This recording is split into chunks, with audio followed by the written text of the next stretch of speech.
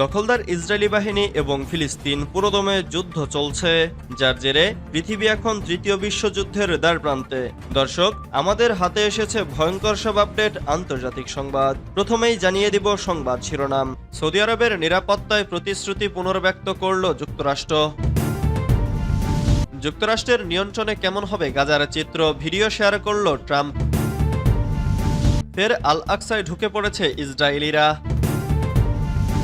আরও জানিয়ে দিব ইসরায়েলি সেনাদের বিরুদ্ধে রিমান্ডে ফিলিস্তিনির শরীরে অ্যাসিড নিক্ষেপের অভিযোগ। এরপর জানিয়ে দিব সিরিয়ার সেনাঘাঁটিতে অভিযান ইসরায়েলি বাহিনীর। সর্বশেষ জানিয়ে দিব পাকিস্তানে সেনা অভিযানে 10 জন নিহত। এতক্ষণ শুনছিলেন সংবাদ শিরোনাম, এবারে বিস্তারিত। তবে অনুরোধ থাকবে ভিডিওটিতে একটি লাইক করবেন এবং কমেন্ট করে জানিয়ে দিবেন কোন জেলা থেকে আপনি আমাদের এই ভিডিওটি দেখছেন। সৌদি আরবের নিরাপত্তায় প্রতিশ্রুতি পুনর্ব্যক্ত করল যুক্তরাষ্ট্র। সৌদি আরবের নিরাপত্তা নিশ্চিত করতে যুক্তরাষ্ট্র তার প্রতিশ্রুতি পুনর্ব্যক্ত করেছে। দেশটির ভারপ্রাপ্ত শীর্ষ সামরিক কর্মকর্তা অ্যাডমিরাল ক্রিস গ্রেডি এই সপ্তাহে পেন্টাগনে সৌদি আরবের chief of general staff general Fayyad Al রুয়াইলির সঙ্গে বৈঠককালে একথা বলেন। এর আগে ওয়াশিংটনে মার্কিন প্রতিরক্ষামন্ত্রী পিট হেগসেথ এবং সৌদি প্রতিরক্ষামন্ত্রী প্রিন্স খালিদ বিন সালমান এর মধ্যেও একটি গুরুত্বপূর্ণ বৈঠক অনুষ্ঠিত হয়। অ্যাডমিরাল গ্রেডি বর্তমানে মার্কিন জয়েন্ট চিফ অব স্টাফের ভারপ্রাপ্ত চেয়ারম্যানের দায়িত্ব পালন করেছেন। প্রেসিডেন্ট ডোনাল্ড ট্রাম্প সম্প্রতি সিকিউ ব্রাউনকে বরখাস্ত করার পর নতুন চেয়ারপারসন নিয়োগ না হওয়া পর্যন্ত তিনি দায়িত্ব পালন করবেন।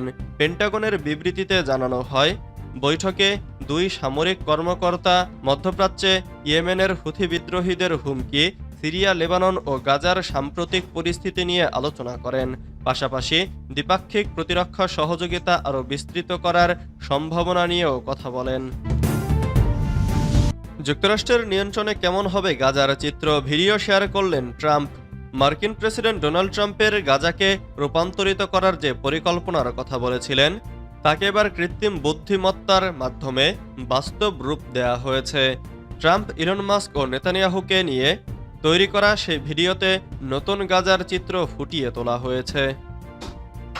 বুধবার তেমনই একটি ভিডিও নিজের সামাজিক যোগাযোগ মাধ্যমে শেয়ার করেছেন ট্রাম্প নিজেই, জানিয়ে রীতিমতো তোলপাড় সৃষ্টি হয়েছে।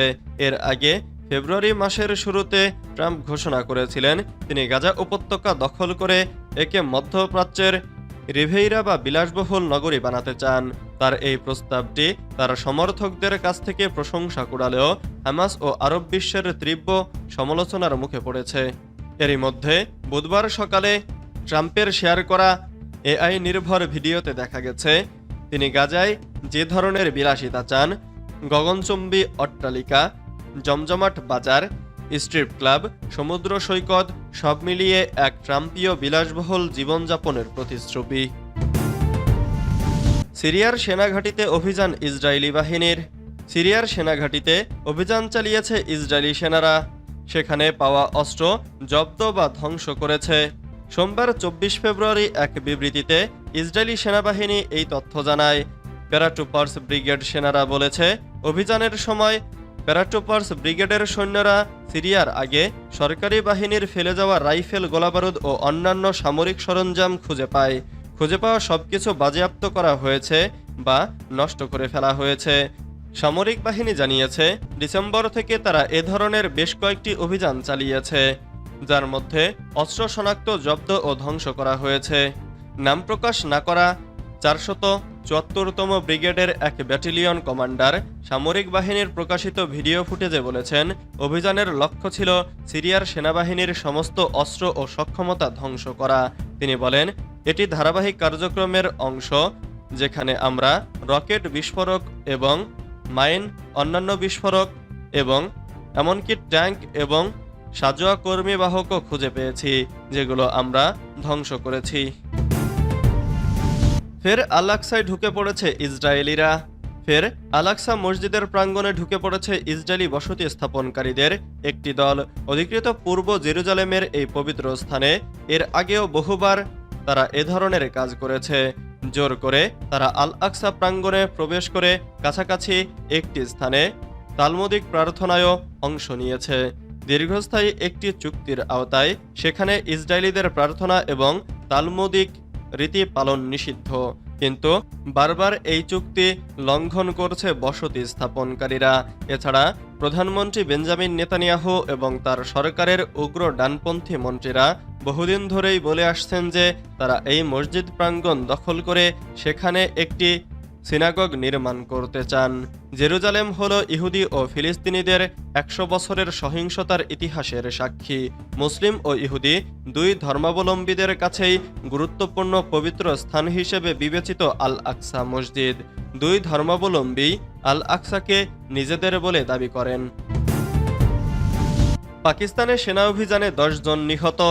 পাকিস্তানের উত্তর পশ্চিমাঞ্চলীয় খাইবার পাখতুনখোয়া প্রদেশে সেনাবাহিনীর অভিযানে ১০ জন নিহত হয়েছেন। সোমবার ২৪ ফেব্রুয়ারি স্থানীয় সময় দেশটির আন্তঃবাহিনী জনসংযোগ পরিদপ্তর এক বিবৃতিতে এমন তথ্য দিয়েছে। খবর সিনহুয়ার। এতে বলা হয়, গোয়েন্দা সূত্রে এই এলাকাটিতে সন্ত্রাসীদের উপস্থিতির খবর পেয়ে এ অভিযান চালানো হয়েছে। নিরাপত্তা বাহিনীর সদস্যরা সন্ত্রাসীদের আস্তানা লক্ষ্য করে আক্রমণ চালায়। এতে ১০ জন সন্ত্রাসী নিহত হয়। এলাকাটির সন্ত্রাসী হামলা নির্মূল করতে বর্তমানে ক্লিয়ারেন্স অপারেশন নামে একটি অভিযান চলমান রয়েছে বলেও বিবৃতিতে উল্লেখ করা হয়।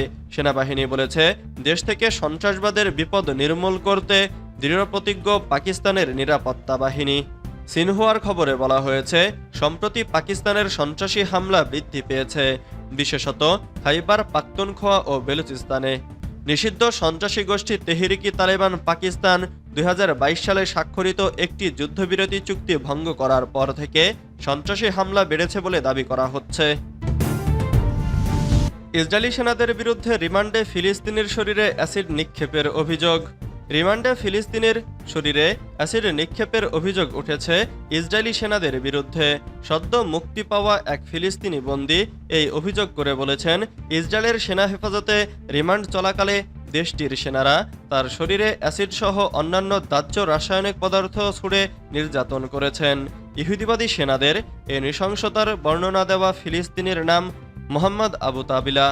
২০২৩ সালের অক্টোবরে ফিলিস্তিনের গাজা উপত্যকায় ইসরায়েলের আগ্রাসন শুরুর পর তাকে অপহরণ করা হয়েছিল। আবু তাবিলা বলেন, তাকে ভীষণভাবে মারধরও করা হয়েছে, তা থেকে বাদ যায়নি তার চোখও। স্থানীয় গণমাধ্যম কর্মীদের কাছে এসব কথা বলেন তিনি। আবু তাবিলা আরও বলেন, গাজা সিটির সিভিল অ্যাফেয়ার্স অফিসের কাছের একটি এলাকা থেকে ইসরায়েলি সৈন্যরা তাকে অপহরণ করে। সেখান থেকে তারা আল ইয়াজি পরিবারের একটি বসতিতে নিয়ে যায়। তিনি বলেন, ওই বাড়িতে অ্যাসিড, ক্লোরিন, থালাবাটি পরিষ্কার করার কাজে ব্যবহৃত তরল পদার্থ, কাপড় ধুলাইয়ে ব্যবহার করা রাসায়নিক দ্রব্য, সাবান ও এয়ার ফ্রেশনার রাখা ছিল। সেগুলো দিয়ে ইসরায়েলি শরীর ঝলসে দেয়।